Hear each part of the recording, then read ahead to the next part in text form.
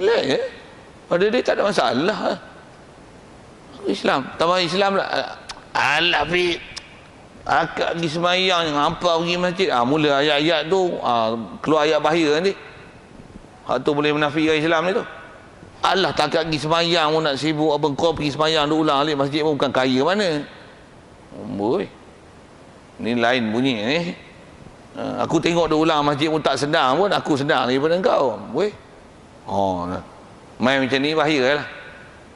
Asalnya dia tak iktiraf bab ketuhanan, hati pula tak nak lembut pergi belajar bab ketuhanan, sampai tahap buta dah bab Tuhan, ingat ke dunia je.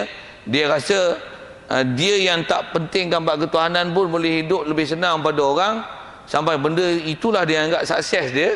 Habis ya. Dia keluarlah ayat-ayat macam tu. Ayat-ayat tu. Kita takut orang Islam kita macam tu kan. Baru cerita bab wujud tu.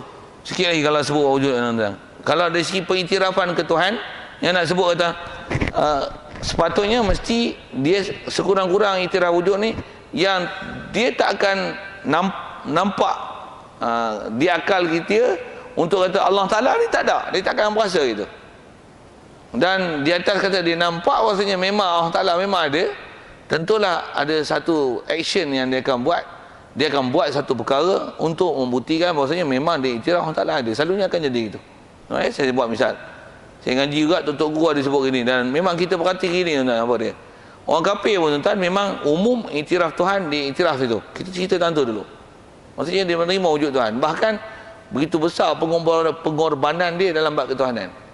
Betul, kalau tuan-tuan biasa jumpa orang berniaga, tambah berniaga kedai runcit, orang India dia banyak beli barang kan, beli barang-barang kan, nak buat kenduri. Bopi bahasa kenduri kan, tanya dia, ayah banyak beli barang? Tuan-tuan tahu dia jawab apa? Kita beli barang untuk tokong punya. Dia punya pengorbanan dia tokong, untuk Tuhan. Ini beli untuk apa? Pisang ini apa banyak? Ini untuk semayangnya. Untuk semayang. Orang Islam kita berapa orang yang ini untuk masjidnya? Ini untuk masjid ni. Ini untuk wakaf ni. Berapa orang tu? Kok jatuh kuasa yang pegang bagian wakaf tu. Umum orang yang ke masjid ni boleh gagah lah. Yang tak ada tu macam mana? Tak pernah ada jiwa pun untuk tokong, memang tak kita tokong untuk masjidnya. Ini untuk semayang ni, ini untuk orang masjid. Ini apa? Ini untuk habuan di akhirat sana. Berapa orang kita? Berbanding dengan India, dengar saya sebut tu. Saya nak sebut apa ni? Saya nak sebut dari segi jiwa yang nak berasa ke Tuhan tu. Satu, kadang-kadang kita tengok nisbah orang kafir walaupun agama dia sesat, tapi jiwa dia nak cari Tuhan tu kuat. Kita walaupun orang Islam, agama kita betul, orang Islam kita tambah telah dimetoskan macam ni. Saya guna bahasa metos. Kita orang Islam, kita dapat Islam, kita ahli syurga.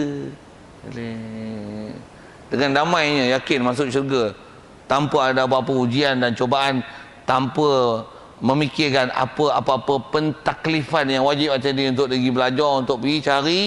Dengan sebab tu baru jadi Muslim perfect, dan ada tanggungjawab sepatutnya dia kena Islam dengan orang lain yang kafir. Itu disebut orang kafir. Dia kena betulkan orang Islam yang tak betul ni. Dia tak pernah ada tanggungjawab macam tu. Bahkan apa? Kita orang Islam, kita masuk syurga. Dia orang kafir, masuk neraka. Sebut pergi lah, orang duduk bising lah ni apa? Kapan sing? Masuk neraka. Aku orang Islam, masuk syurga. Dia boleh tenang tu. Tak, kalau saya nak sebut ni, nak sebut ke? Jadi panjang lah lagi. Habis lu. Tak kisah tangguh lah. Asal saya nak sebut tuan-tuan, sekurang-kurang mukallaf ni mesti sampai tahap ni. Apa dia? Dia mesti nampak maksudnya jelas dalam bab ketuhanan ni, walaupun dia dah Islam tu pun Islam baka dan ketuhanan je. Dalam masalah keimanan dan pengiktirafan dia, istilah makrifah Allah Ta'ala, mesti dia nampak di akal dia. Maksudnya dia mesti faham nampak ni. Dia nampak di akal dia bahawasanya tak nak kata tak ada Tuhan tu tak mungkin. Okey, selesai. Maksudnya iktiraf wujud lah tu. Itu sekurang-kurang loh, sekurang-kurang loh. Sekali lagi kita sebut, steam macam mana? Steam takut tak ada kan?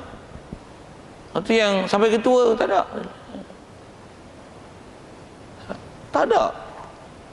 Ke masjid tidak, jemaat tidak, apa tidak, steamnya. Okay. Dan tak wajib atau mukallaf mengetahui bahawasanya wujud itu adalah ain zat. Dia memang ada bahas itu, ataupun lain daripada zat. Memang ada istilah ulama mengikut Abu Hasan Asy'ari, dia ada beza takrif. Atau Abu Hasan Asy'ari dia kata wujud adalah ainul mawjud. Mengikut Abu Mansur Maturidi dia kata ain adalah wujud adalah halun wajibatun li zat madamati zat. Kita pula dia tak syarah tu, pasal tu dia kata bukan wajib fardu ain atau mukallaf. Kalau tuan-tuan nak ambil tahu memang kena belajar suku dalam situ. Kitab kita dia tak syarah pula. Biarkan dulu. Pasal ada bab belakang dia akan bercara, insya-Allah. Yang asal saya sebut, wujud tu adakah dia ain maujud ataupun adakah dia hal. Tu biar dulu. Jadi tak wajib atas nama wajib fardu ain, tak wajib itu.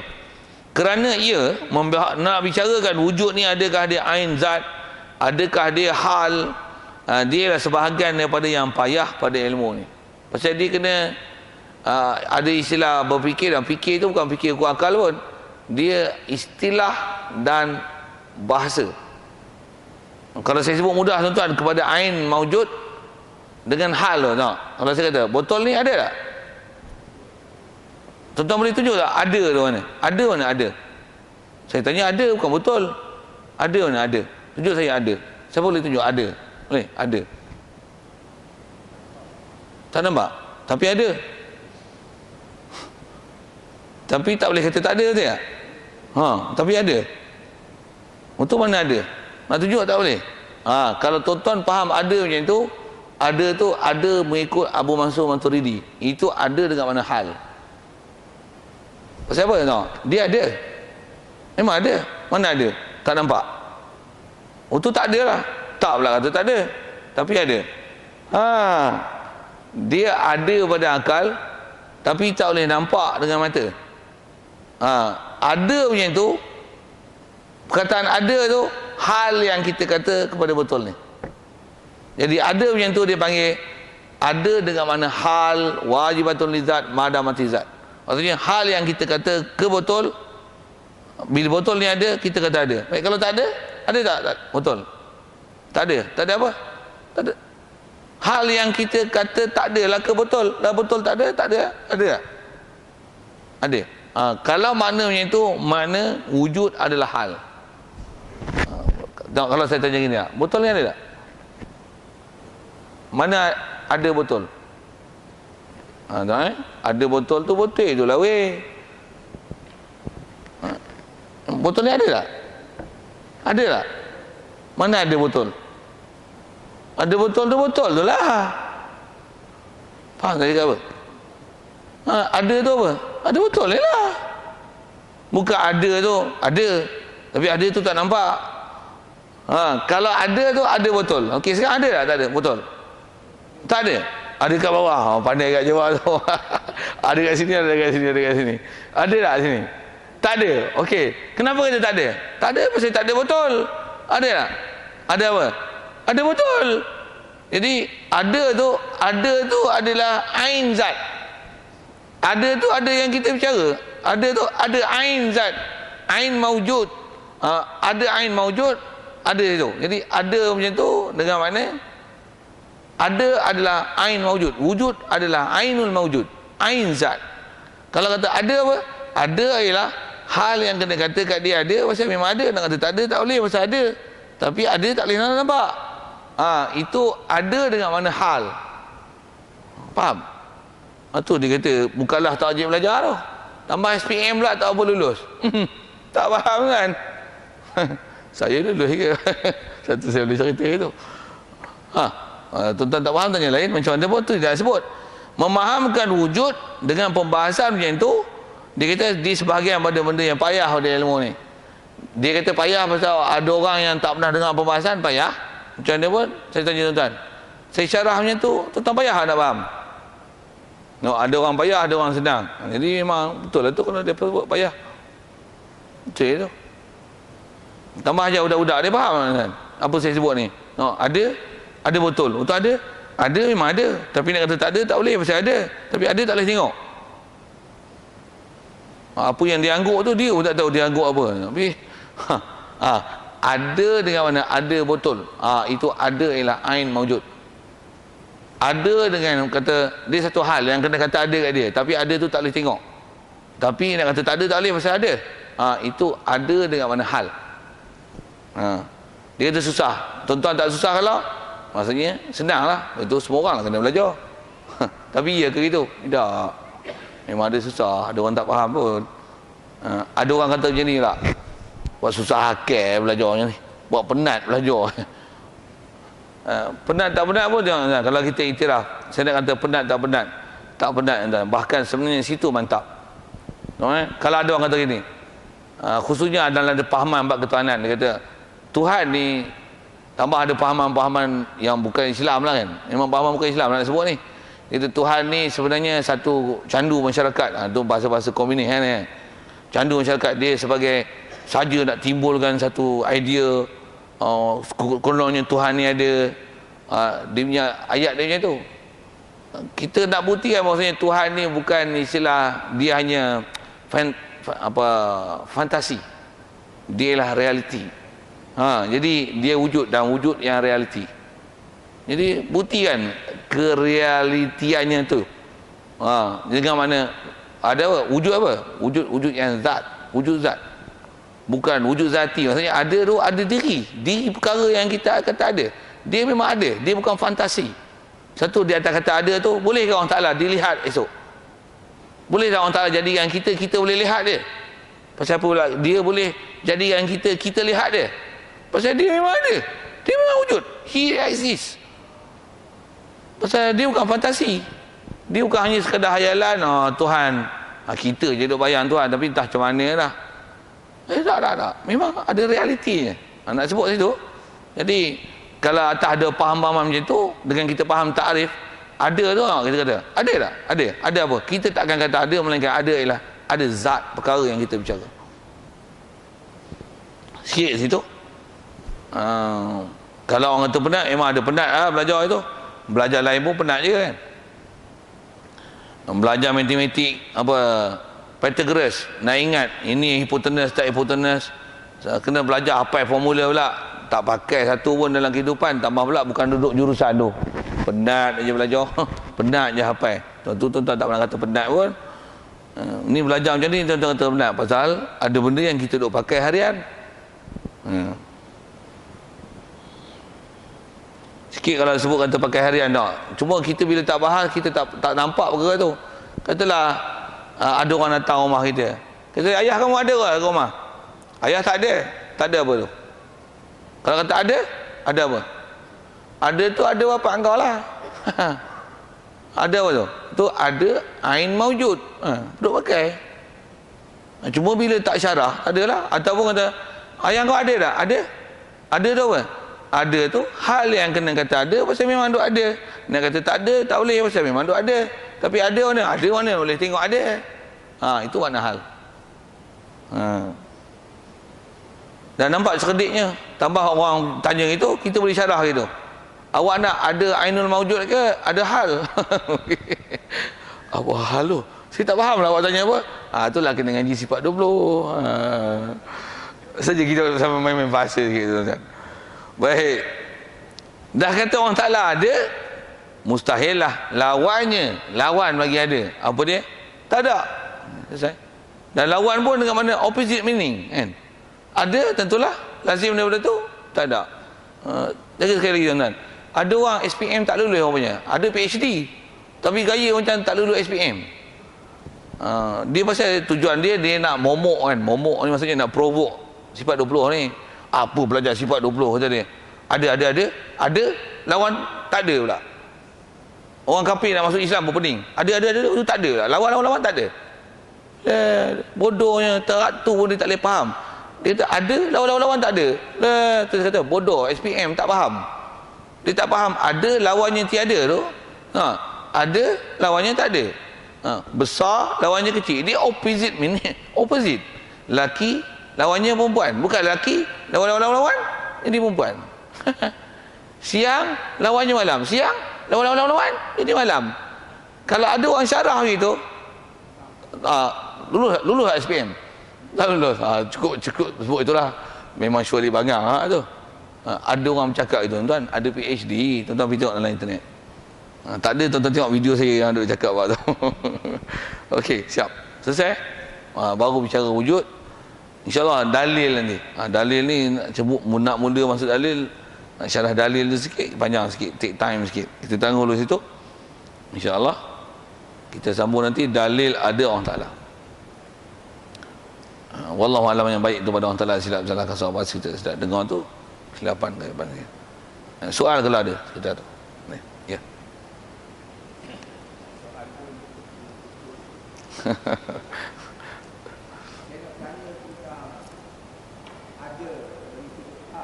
Ya.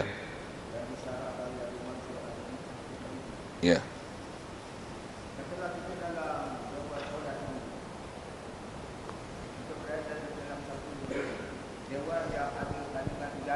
Ya.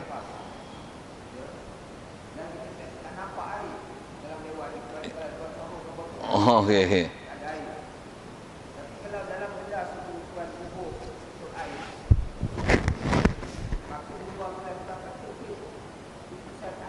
Ya.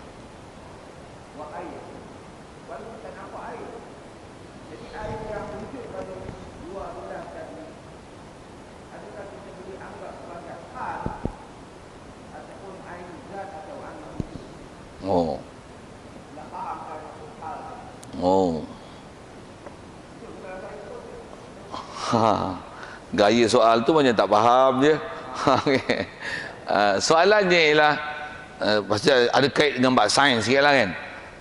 Terutama air sejuk katanya, kalau air tu kita tuang air sejuk, nanti ada air kat luar kan. Berketul air sia. Berketul air ataupun air sejuk, nescaya akan ada air di sini kan. Di luar tu ada air.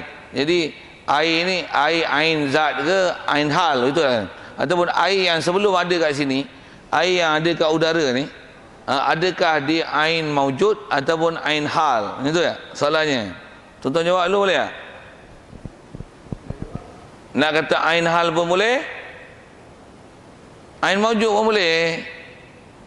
Pasal nak tanya gini, wap air yang memang sekeliling kita ada wap air tu, cuma dia terkondensasi, betul ke bahasa tu tak? Dia terkondensasi tu disebabkan bila suhu sejuk dia akan terkondensasi lah kat sini kan, cukup dengan bahasa itu kan. Jadi sebenarnya air tu, wap air di keliling kita ada ataupun tak ada? Ada. Ada lah tu. Sama ada nak kata ada itu adalah ada air itu, tu makna air maujud, ataupun ada itu ialah satu sifat yang kita kata pada wap air yang memang ada, cuma dia kita kata ada pasal memang perkataan ada tu sendiri dia tak ada tu sendiri. Perkataan ada tu bukan boleh ditengok, ada tu bukan boleh ditengok. Nak nafi tak boleh pasal ada. Jadi nak kata dia hal ke ain maujud ke tak masalah. Macam ni ya. Ada tak? Ada apa? Ada betul lah, itu ain maujud. Ada tak? Ada apa? Adalah, tapi ada mana boleh tengok. Jadi bukan masalah ada tu, benda tu nampak tak nampak. Yang ni ada, yang ni pun boleh dikata ada tu, boleh dikatakan ada itu ain maujud ataupun ain hal. Wap air pun boleh dikata dia ialah ain maujud ataupun hal. Mengatakan hal ataupun ain maujud pada wap air tu sama keadaan macam mana kita katakan ada pada botol ni, cuma yang ni boleh nampak dengan mata kasar. Wap air dia memang ada, cuma tak boleh nampak dengan mata kasar. Allah pun ada, cuma kat dunia ni orang Ta'ala tak beri keupayaan untuk kita boleh melihat dia. Jadi memang ada tu, sama ada nak kata Allah dengan istilah ada tu ain maujud, ain ataupun adakah ada itu dengan mana hal, botol, wap air, hatta kita bicara ni ke Allah sah dikatakan maujud atau ain maujud ataupun hal, tak ada masalah dari segi nak istilah tu. Cuma bukan sudut pandangan, dia sebenarnya kalau boleh bahasa gitu, pengistilahan ain maujud, hal, tu view, tengok view mana. Pandang pada sudut, kita kata ada, mestilah ada benda yang kita bicara itu. Pandang pada sudut itu, maka dia yang maujud. Ada ni satu perkara yang kita nisbah pada benda yang kita bicara. Tengok sudut itu, angle itu, maka wujud ialah sifat yang tak boleh nak tengok, tapi tak boleh nak nafi. Tapi dia ada pada akal. Nak nafi tak boleh, tapi tak boleh nampak dengan mata kepala. Ada itu. Hal tu adalah makna hal. Pandang pada sudut itu adalah hal. Pandang pada sudut dia ada realitinya. Itu adalah ain maujud. Kita tengok yang baik. Lain kalau ada.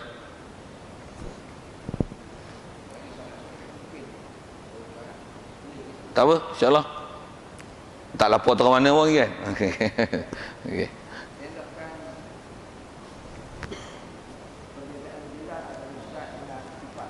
Oh. Kalau kita bandingkan dengan makhluk, kita nak ambil segi sabar, mengada. Maka sifat ketegasan laga itu ada wujudnya pada zat, pada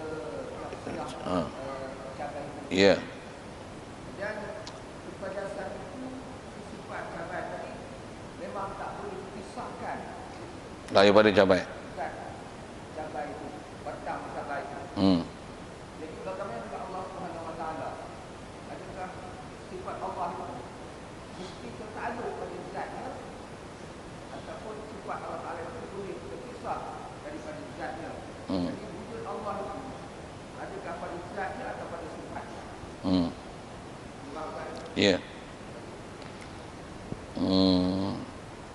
Yang tu yang nak belajar elok-elok tu.